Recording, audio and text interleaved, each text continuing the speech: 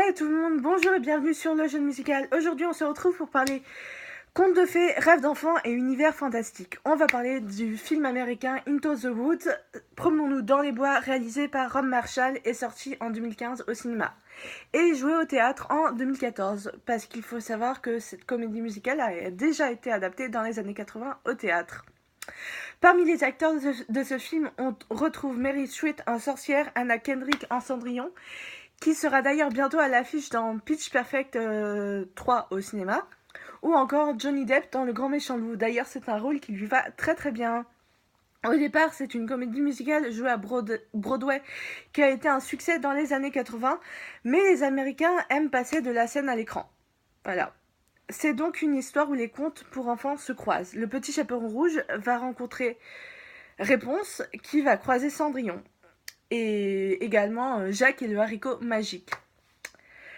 Tous ces personnages sont liés de façon intrinsèque par une histoire originale. On va donc pouvoir plonger dans l'univers des contes, dans cet univers fantastique et explorer les rêves.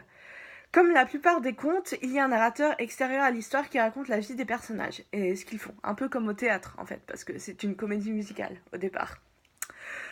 Donc, au début, on va faire la connaissance d'un couple. Ils sont en contact avec une sorcière qui apprend à l'homme qu'il est stérile et ne peut donc pas avoir d'enfant. C'est embêtant parce que sa femme en veut un. Mais il y a une solution pour conjurer le mauvais sort qui a été jeté sur eux il y a longtemps. Il leur faut ramener un soulier d'or, une mèche de cheveux blonds, une cape rouge sang et une vache blanche comme le lait.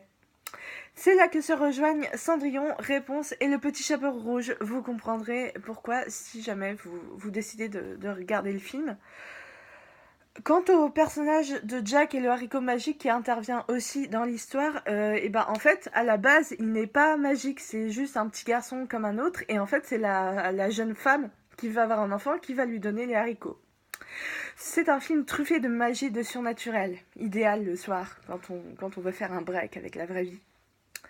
Le film n'adapte pas la version de Disney des contes parce que Disney a remodelé un peu tous les contes pour en faire quelque chose de beau. Tout est bien qui finit bien chez Disney.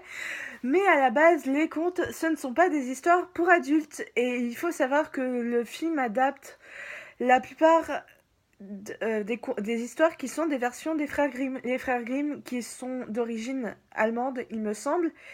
Et bah du coup, ils ont absolument rien à voir avec les Américains, mais ce sont quand même des histoires plutôt sympas à raconter le soir en hiver.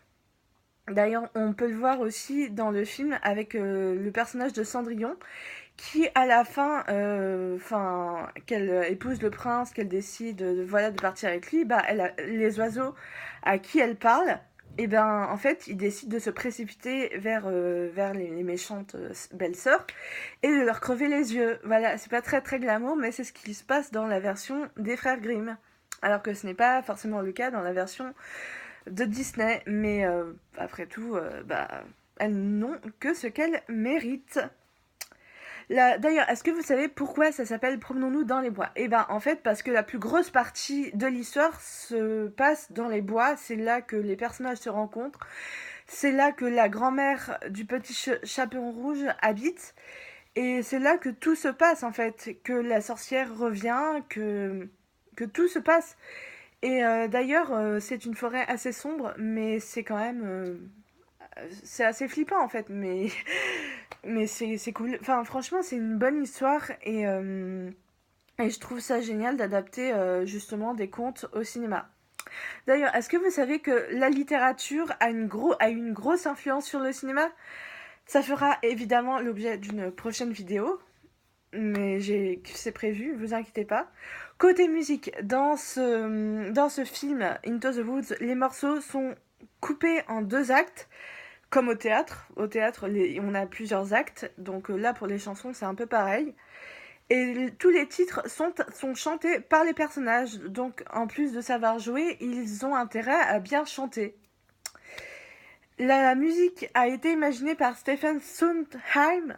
je sais pas si je prononce correctement, mais en tout cas c'est un compositeur et parolier américain, ainsi que le compositeur James Lapine qui a fait un carton dans les années 80 à Broadway, comme c'est le cas pour la comédie musicale qui date des années 80 au départ et qui a été remis au goût du jour sur scène en 2014. Cette vidéo est maintenant terminée, on se retrouve très vite pour un nouveau sujet et en attendant surtout restez curieux. Allez, ciao!